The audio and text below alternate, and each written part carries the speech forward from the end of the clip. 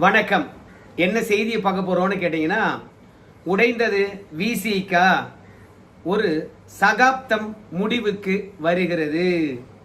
வெளியேறிய ஆளூர் ஷானவாசு, தவேகாவில் இணைந்த வன்னியரசு, வாய் திறக்காத ஊடகம் மற்றும் அண்ணன் தொல் திருமாவளவன். இந்த செய்தி மட்டும் பார்க்க போறது இல்லைங்க. நம்ம விஜயை நம்பி ஏகப்பட்ட பேர் போனாங்க. நம்பி வந்தவங்களை நடு ஆத்துல நிக்க வச்சுட்டாரு.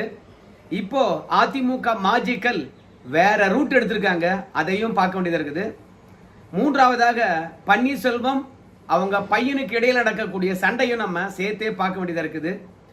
அரசியல் தலைவர்களுடைய சுயநலம் எந்த அளவுக்கு இருக்குது அப்படின்ற விஷயத்தை தான் இந்த வீடியோ முழுவதும் பார்க்க போறேங்க. ஆனா அதற்கு முன்பாக இதுவரைக்கும் நம்ம சேனலை நீங்க சப்ஸ்கிரைப் பண்ணவே இல்லையா அப்படின்னா சப்ஸ்கிரைப் பண்ணிக்கங்க, கொஞ்சம் சப்போர்ட் பண்ணுங்க. ஏன்பா விசிகா உடைந்தது தொடர்பாக எந்த தொலைக்காட்சியிலும் நான் செய்தி பார்க்கவே இல்லையே அப்படின்னு சொல்லிட்டு நீங்க நினைக்கலாம். நான் ஒரு பேனரை வைக்கிறேன், இதை படிச்சு பாருங்க. இது இணையதள செய்தி தான், ஆனா இதுல பெரிய உண்மை இருக்கு. ஆனா டிவியில கண்டிப்பா விசிகா உடைந்ததை பேச மாட்டாங்க. பாமக உடைந்தால் பேசுவாங்க, அதிமுக உடைந்தால் பேசுவாங்க, பாஜக உடைந்தால் பேசுவாங்க. ஆனால் விசிகா உடைந்தா பேசுவாங்களா? பேச மாட்டாங்க. ஏன்னா முக்கால் வாசி ஊடகத்தில் இருக்குங்க அத்தனை பேருமே பிரிவினைவாதிகள், மத மாற்ற கோஷ்டிகள். அதுக்கப்புறம் கொஞ்சம் அதிகப்படியாக போய் நம்ம விமர்சனம் பண்ணோம்னா தெலுங்கர்கள், கன்னடர்கள், மலையாளிகள் என்று பிற மொழியாளர்கள் இருக்காங்க. அதனால தமிழகத்தில் யாரை பற்றி பேசணும், யாரை பற்றி பேசக்கூடாது, யாருடைய செய்தியை தலைப்பு செய்தியாக கொண்டாடணும், யாருடைய செய்தியை பார்த்தீங்கன்னா 4ஆம் பக்கத்தில் போடணும் அப்படின்னு அவங்களுக்கெல்லாம் ஒரு இன்ஸ்ட்ரக்ஷன் மேலிருந்து வரும். அதன் அடிப்படையில் தான் செயல்படுவாங்க. அதனால விசிகா உடைந்தது தொடர்பாக யாரும் பேசவே மாட்டாங்க. அதுலேயும் உளுந்தூர்பேட்டை மாநாடு நடந்து விட்ட பிறகுதான் விசிகா உடைந்து போன விஷயத்தை பற்றி வெளியே கொண்டு வருவாங்க. அது வரைக்கும் நம்ம அண்ணன் தொல் திருமாவளவன் அவர்களும் வாய் திறக்க மாட்டாரு. எங்கயா உங்க கட்சியினுடைய முதன்மை செயலாளர் ஆளூர் ஷானவாசு என்று கேளுங்க. எங்கயா உங்க கட்சியில இருந்த துணை பொதுச் செயலாளர் வன்னியரசன் கேளுங்க. அவங்க 2 பேரும் கட்சியில தான் இருக்கிறாங்க அப்படின்னு சொல்லுவாங்க. என்னங்க இது, மண்டல கூட்டத்துக்கு ஊர் ஊரா போறீங்க, முதன்மை செயலாளர் இல்லாம பேசுறீங்களா? இதுவே திமுகவில் ஒரு மண்டல கூட்டம் நடத்தினாங்கன்னு வச்சுங்களேன், முதன்மை செயலாளராக இருக்கக்கூடிய KN நேரு இல்லாம நடக்குமா? இல்ல அதிமுகவில் அப்படி ஒரு மண்டல கூட்டம் நடந்தா SP வேலுமணி இல்லாம நடக்குமா? ஆனா விசிகாவில் மட்டுமே நாம இப்போது சமீபமா பார்க்கறது, இங்க முதன்மை செயலாளரும் கட்சிக்குள்ள இல்ல, துணை பொதுச் செயலாளரும் இல்லை. அந்த 2 பேருக்கு இடையில தான் லடாயின்னு பார்த்தா கிடையாது. இந்த 2 பேரும் திருமாவளவனை போட்டு பொழக்கிறாங்க. ஒன்னு வன்னியரசு பொறுத்த வரைக்கும், நபார் நீ டிவிக்கே சைடு தான் எடுக்கணும், திமுக சைடு எடுக்க கூடாது. அதே மாதிரி ஆளூர் ஷானவாஸ் அவர்களை பொறுத்த வரைக்கும் நீ திமுக சைடு தான் எடுக்கணும், ஒருபோதும் டிவிக்கே சைடு எடுக்க கூடாது. முழுக்க முழுக்க டிவிகேவில் இருக்கக்கூடிய அத்தனை பேருமே மோடிக்கு அடிமையா இருக்காங்க. RSS தான் பின்னாடி இருந்து இயக்குது விஜய. அதனால்தான் ஆளுநர் இடத்துல நாங்க சண்டை போட போறதில்ல. துணைவேந்தர் நியமனத்துல ஆளுநருடன் உட்கார்ந்து நம்ம முதலமைச்சர் பேச்சுவார்த்தை நடத்தி எல்லா பல்கலைக்கழகங்களுக்கும் துணைவேந்தர் போடுவாரு அப்படின்னு RSS சித்தாந்தத்துடன் மண்டியிடக்கூடிய நம்ம விஜயோ டிவிகேவோ ஆதரிக்க கூடாதுன்னு ஆளூர் ஷானவாஸ். வன்னியரசு அவர்களை பொறுத்த வரைக்கும் விஜய் செய்வது அத்தனையும் சரியானது என்று முட்டுக் கொடுக்கின்றார். மொத்தத்தில் ஆளூர் ஷானவாஸ் அவர்கள் திமுகவில் ஐக்கியம், வன்னியரசு அவர்களை பொறுத்த வரைக்கும் டிவிகேவில் ஐக்கியம். ஆனா திருமாவளவனை பொறுத்த வரைக்கும் நடுவீதியில ஐக்கியம். இன்னைக்கு விசிகா தொண்டர்களை பொறுத்த வரைக்கும் திருமாவளவன் அவர்கள் எந்த பக்கம் நிக்கிறார், டிவிகேவா அல்லது திமுகவா? பெரிய குழப்பம். இப்ப திமுக பக்கம் போக முடியாது, ஏன்னா அந்த கூட்டணியிலிருந்து நான் வெளிவந்துட்டேன் அப்படின்னு திருமாவளவன் அவர்கள் ஸ்டேட்மெண்ட் விட்டுட்டாரு. நான் வெளிவரத்துக்கு முன்பாகவே விசிகா திமுக கூட்டணியில இல்லை என்பதை திமுகவே அறிவிச்சு விட்டார்கள், பனையூர் பாபு அவர்களை கட்சியில சேர்த்ததன் மூலமாக.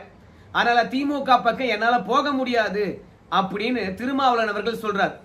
ஆனா என்னுடைய நிலைப்பாடு ஒன்னே ஒண்ணுதான், பாஜக எதிர்ப்புல திமுகவும் தவேகாவும் ஒன்னா இருக்கணும். அதை வலியுறுத்தி 2 பேருக்கும் இணைப்பு பாலமா இருப்பேன் அப்படின்னு கட்சிக்குள்ள முரண்பாடுகளை மூடி மறைக்கிறார். ஆளூர் ஷானவாசு உன் பக்கமும் நிக்கிறோம்பா, வன்னியரசு நீ அமைச்சரா இருப்பதனால விஜய் ஆதரிக்கிற, உன் பக்கமாவும் இருக்கிறான்பா. அதனால இன்னைக்கு விசிக தொண்டர்களை பொறுத்த வரைக்கும் தவேகா பக்கம் போயிட்டாலும் இருக்கிறவங்க குழப்பம் அடையக்கூடாது. திருமாவளவன் எந்த பக்கம் நிக்கிறாருன்னு சொல்லிவிட்டு, ஆனா நாம பிஜேபி எதிர்ப்பு பக்கம் நிக்கிறோம் அப்படின்னு புது ஸ்டாண்ட் எடுக்கிறாரு திருமாவளவன். ஆனா கட்சி உடைஞ்சு நாசமா போனது பற்றி தெரியல, தொண்டர்கள் மத்தியில இணக்கம் இல்லை என்ற விஷயம் தெரியல. யார் சொல்றது உண்மை, யார் சொல்றது பொய், இதை பற்றி விசிக தொண்டர்கள் குழப்பம் அடைந்திருக்கின்றார்கள். ஆனா திருமாவளவன் அவர்கள் வன்னியரசு பற்றியோ ஆளூர் சானவாசம் பற்றியோ அவங்க பேசுகின்ற கருத்தை பற்றியோ இவருடைய கருத்து என்ன என்பதை பற்றி தெரிவிக்கவே மாட்டார். எந்த பக்கம் இழுத்தாலும் அந்த பக்கம் போறார். அதனால கட்சிக்குள்ள ஏகப்பட்ட குழப்பம். ஆளூர் சானவாஸ் அவர்களை திமுக தான் வேணாப்பா உள்ள அப்படின்னு சொல்லிட்டு இருக்குது. இல்லேன்னு வச்சுங்களேன், இந்நேரம் ஆளூர் சானவாஸ் அவர்கள் போய் திமுக இணைந்திருப்பார். என்னங்க அப்படி ஆளூர் சானவாசுக்கு விசிக பண்ணிடுச்சு அப்படின்னு சொல்லும் போது அவருக்கு எம்எல்ஏ சீட்டு கொடுக்கல. எம்எல்ஏ சீட்டு கொடுத்திருந்தாங்கன்னா வன்னியரசு அவர்களுக்கு அமைச்சர் பதவி கிடைச்சிருக்குமா? அதனால ஒரு ஓபிசி சீட்ல நம்முடைய ஆளூர் சானவாஸ் அவர்கள் நிக்க வச்சிருக்கலாம், விட்டுட்டாங்களே அப்படின்னு தான் ஆளூர் சானவாஸ் அவர்களுடைய மிகப்பெரிய வருத்தம். ஏன்னா திறமை இருந்தோம், கட்சிக்காக உழைத்தோம், சென்ற முறை வெற்றி பெற்றோம். ஆனா இந்த முறை நமக்கு தரலையே. திமுக திருமாவளவன் கிட்ட சொல்லுது, ஆளூர் சானவாஸ் அவர்களுக்கு நாகப்பட்டினம் வேண்டாம், வேற தொகுதி கேட்கிறாரு, அந்த தொகுதி நாங்க ஒதுக்கி தரோம், அவரை நிக்க வையுங்க அப்படின்னு திருமாவளவன் கிட்ட சொல்லும் போது, திருமாவளவனை பொறுத்த வரைக்கும் என்னையா விசிக இருக்கக்கூடிய இரண்டாம் கட்ட தலைவர்கள் அத்தனை பேரும் திமுக அடிமையா இருக்காங்க, அப்போ கட்சியை நம்ம திமுக தான் இணைச்சிட்டு போகணுமோ அப்படின்னு நினைச்சு திமுக ஆதரவாளர்களுக்கு சீட்டு கொடுக்கவே இல்லை. அப்படிதான் போன முறை வெற்றி பெற்ற பனையூர் பாபு அவர்களுக்கு சீட்டு தரல. அதனால தான் பனையூர் பாபு திமுகவில் ஐக்கியமானார். ஸோ திமுக ஆதரவாளர்கள் விசிகக்குள்ள தேவையில்லை என்பது திருமாவளவனுடைய எண்ணம். ஆனா இப்போ வன்னியரசு அவர்கள் பிஜேபி குரலா பேசக்கூடிய விஜய் அவர்களுடைய செயல்பாடுகளை எல்லா இடத்திலும் போய் முட்டு கொடுக்கிறாராம், கட்சிக்காரன் போலவே பேசுறாராம். இது கட்சி தொண்டர்களுக்கு இன்னும் குழப்பத்தை ஏற்படுத்துகிறது. அதனால திருமாவளவனை பொறுத்த வரைக்கும் திரிசங்கு சொர்க்கம் தான், எந்த பக்கம் சேர்வது எந்த பக்கம் விலகி நிற்பது என்று தெரியாம கட்சியை ஒருங்கிணைக்க முடியாம எல்லா இரண்டாம் கட்ட தலைவர்களும் ஒரு புள்ளியில கொண்டு வர முடியாம தலையில துண்டு போட்டுக்கின்னு திரிஞ்சுக்கிட்டு இருக்கிறாரு. அதனால திருமாவளவன் கிட்ட கட்சியும் இல்ல, ஒரு கன்றாவையும் இல்ல. தலைகீழ நின்னா கூட இனிமே திமுக போய் சேர்ந்தா கூட திருமாவளவனுக்கு உரிய மரியாதை கிடைக்காது. அதனால தவேகாவுடன் ஒட்டி கொண்டு இருப்பதுதான் சரி. ஆளுங்கட்சியா இருக்காங்க, புதியவர்களா வந்திருக்காங்க, அவங்கள மிரட்டி உருட்டி கட்சியை வளர்க்கலாம். அமைச்சரா இருக்கின்றார் வன்னியரசு, 4 காசு தேத்தலாம். அதனால தவேகா பக்கம் நிற்பதுதான் சரியா இருக்கும். ஆளூர் சானவாச கழட்டி விடலாம் அப்படின்னு நினைக்கிறாரு. ஆனால் ஆளூர் சானவாஸ் அவர்களை பொறுத்த வரைக்கும் 10,000 பேர் அழைச்சிட்டு போய் திமுக இணையம்பார் அப்படின்னு அவரு இருக்கிற 1-2 தொண்டர்களை எல்லாம் ஒன்று திரட்டி கொண்டு இருக்கின்றாராம். ஆனா அதிமுக இவ்வளவு பெரிய பிரளயம் நடந்ததுன்னா இந்நேரம் பிரேக்கிங் நியூஸ். நைட்டு 7லேருந்து 8 மணி வரைக்கும் விவாதம், 8லேருந்து 9 வரைக்கும் எடப்பாடி பற்றி விவாதம். இப்படியே அந்த கட்சி சிறு விரிசல் விட்டு இருந்தாலும் அதை பெருசாக்கி ஊடகமே உடைச்சிட்டு இருக்கோம். ஆனா விசிகாவில் இவ்வளோ வெட்டு குத்து, ஆனாலும் யாரும் வாய் திறந்ததாக தெரியவே இல்லை. அதுக்கப்புறம் மாஜிக்களை கைவிட்ட நம்ம விஜய், நம்ம மாஜிக்களை பொறுத்த வரைக்கும் அங்க போனா வாரிய தலைவர் பதவி கிடைக்கும், அப்புறம் மாவட்ட செயலாளர் பதவி கிடைக்கும்னு சொல்லிட்டு போனாங்க. ஆனா அங்க மாவட்ட செயலாளர் பதவியோ வாரிய பதவியோ கிடைக்க வாய்ப்பே இல்லை. ஏன்னா தேர்தலுக்கு முன்பாகவே மாவட்ட செயலாளர், ஒன்றிய செயலாளர், நகர செயலாளர், பகுதி செயலாளர், வட்ட செயலாளர் என்று பெரிய போஸ்டிங்லாம் போட்டாங்க.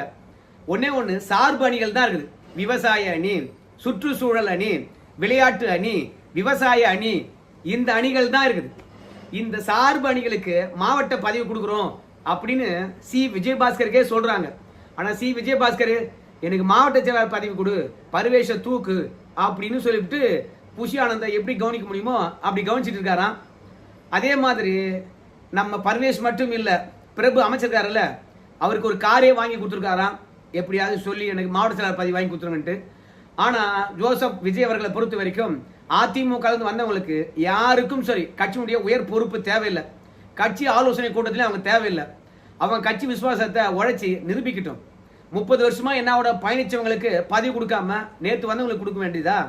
அவங்கெல்லாம் தேர்தலுக்கு முன்பு வந்திருந்தா கூட பரவாயில்ல, தேர்தலுக்கு பின்பு வந்தவங்க அத்தனை பேருமே சுயநலவாதிகள் அப்படின்னு சொல்லிட்டு அதிமுக போன மாஜிக்கலை இதுவரைக்கும் விஜய் அவர்கள் சந்திக்கல. அதே மாதிரி புஷி ஆனந்த் அவர்களையும் பார்க்க முடியல. ஆனா சி விஜயபாஸ்கர் மட்டும் வாரம் ஒரு 500 பேரை கூட்டின்னு போயிட்டு நம்ம கட்சியில் இணைறாங்க அப்படின்னு சொல்லிட்டு தலைமையுடன் நெருக்கமா இருக்காங்க.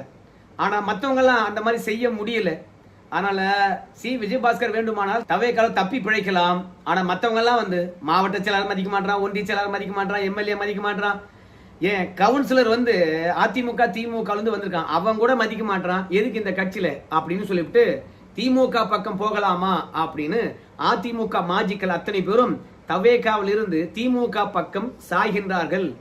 அரசியல் விமர்சகர்கள் என்ன சொல்றாங்க கேட்டீங்கன்னா, அதிமுக போனவங்க அப்படியே மீண்டும் அதிமுக வந்தாங்கன்னா விஜய்க்கு பிரச்சனை இல்லை. ஆனால் தவேகாவில் இருந்து அதிமுக மாஜிகள் திமுக பக்கம் போனாங்கன்னா நம்ம தவேகா மீது இருக்கக்கூடிய நம்பிக்கை மாஜிகளுக்கு அத்து போச்சு. தவேகா இனிமே வெற்றி பெறாது. அவங்க ஆட்சி கட்டல இருப்பதனால அவங்களுக்கு பலம் இருப்பது போல தெரியுது. அவங்க ஆக்டிவா இல்ல, அரசியல் தெரியல, மக்களுடைய செல்வாக்கு இழந்து வராங்க அப்படின்னு பொய் பரப்புரை பண்ணிடுவாங்க. அதனால மாஜிக்களை தக்க வச்சுக்கோங்க, இல்லையா அதிமுகவுக்கே அனுப்பி வைங்க, ஆனா திமுகவுக்கு போக விடாதீங்க அப்படின்னு சொல்றாங்க. ஆனா விஜய் அவர்களை பொறுத்த வரைக்கும் எதை பத்தியும் கவலைப்படல. போனவங்களுக்கு யாருக்குமே இன்னும் பதவி கொடுக்கல. அதனால மாஜிக்கள் கொதித்து எழுந்திருக்கின்றார்கள். ஸோ நம்பி போனவங்களை நடு ஆத்துல நிக்க வச்சிருக்காரு. துரோகிகளுக்கு இது மட்டும் போதாது, இன்னும் அதிகமா கொடுக்கணும் அப்படின்னு சொல்லிட்டு நான் ஆசைப்படுறேன். அப்புறம் ஓபிஎஸ் அவங்க மகனுடைய சண்டை.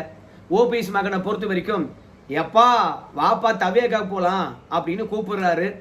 ஆனா ஓபிஎஸ் பொறுத்த வரைக்கும் நான் வரலப்பா, நான் திமுகவில் இணக்கமா தான் இருக்கிறேன், அதுவும் சட்டமன்ற பதவி ராஜினாமா பண்ணிட்டு நான் ஏன்பா எதுக்காகப்பா தவேகாவுக்கு வரணும் அப்படின்னு சொல்றாராம். மகனுடைய எதிர்காலத்துக்காக நீ வந்து தான் ஆகணும். ஏன்னா தங்க தமிழ்ச்செல்வனுக்கு தேனி மாவட்டத்தில் எம்பி சீட் கொடுப்பாங்களா, இல்ல ஓபி ரவீந்திரநாத் அவர்களுக்கு எம்பி சீட் கொடுப்பாங்களா? அதனால எம்பி சீட் பெறுவதற்கு கூட திமுக வாய்ப்பில்லை. என்னுடைய அரசியல் எதிர்காலத்துக்காக பதவி ராஜினாமா பண்ணிட்டு வாங்க, நான் விஜய் கிட்ட உங்களுக்கு எம்எல்ஏ சீட் வாங்கி தரேன், இடைத்தேர்தலில் ஜெயிச்சிடலாம் அப்படின்னு சொல்லிட்டு கூப்பிடுறாரா. ஆனா ஓபிஎஸ் பொறுத்த வரைக்கும் எல்லா பிரச்சனையும் சால்வ் ஆகி இப்பதான் ஸ்டாண்டர்டா இருக்கக்கூடிய ஒரு கட்சியில் இணைந்து இருக்கின்றேன். மீண்டும் குழப்பமா, என் மீது இருக்கக்கூடிய நம்பிக்கை அத்துப்புண்டா சாமி, சுயாட்சியா கூட இப்ப ஜெயிப்பேன். ஆனா தவேகாவில் போனா இந்த ஆளு மாறாத கட்சியே இல்லைடா. அதிமுக தலைவர் பதவியில் இருந்தான், அப்புறம் முதலமைச்சராக இருந்தான், திமுகவுக்கு போனா, இப்போ மீண்டும் தவேகாவா அரசியல் வியாபாரியா வேடந்தாங்கள் பரவியான்னு சொல்லுவாங்க. நான் வரல சாமி அப்படிங்கிறாராம். நீ வரலனா நான் செத்து போடுவேன் அப்படின்னு ஓபி ரவீந்திரநாத் அவர்கள் சொல்றாராம். எனக்கு பொண்டாட்டியும் இல்ல, பிள்ளையும் இல்ல, எல்லாம் இழுத்துன்னு ஓடிட்டாங்க, தனிமரமா இருக்கக்கூடிய நீ கூட என்ன கவனிக்க மாட்டியா அப்படின்னு சொல்லிட்டு புலம்புறாராம். அதனால ஓபிஎஸ் பொறுத்த வரைக்கும் பையனுக்காக தன்னோட பதவியை ராஜினாமா பண்ணிட்டு டிவிகேல போய் சேர போறாராம். ஆனா டிவிகேல இருக்கக்கூடிய அதிமுக மாஜிக்களை பொறுத்த வரைக்கும் வராதையோ மதிக்க மாட்டானுங்க, சேருகின்ற முதல் நாள் தான் புகழறானுங்க, அதுக்கப்புறம் திரும்பி கூட பார்க்க மாட்டானுங்க, வானாயா அப்படின்னு சொல்றாங்களாம். ஆனா டிவிகேவில் நம்ம ஓபி ரவீந்திரநாத் அவர்களுக்கு தந்திருக்கின்ற ஆஃபர், உங்க அப்பாவோடு வந்தீங்கன்னா கட்சியில சேர்த்துக்கிறோம், இணைப்பு விழா நடக்கும், இல்லை என்றால் வர வேண்டாம் அப்படிங்கிறாங்க. அதனால எம்பி சீட்டை குறிவைத்து ஓபி ரவீந்திரநாத் அவர்கள் டிவிகே பக்கம் குறிவைத்து இருக்கின்றார். பன்னீர்செல்வம் அவர்கள் என்ன முடிவெடுக்க போறான்னு தெரியல, எல்லாம் பொறுத்து தான் பார்க்கணுங்க. நன்றி.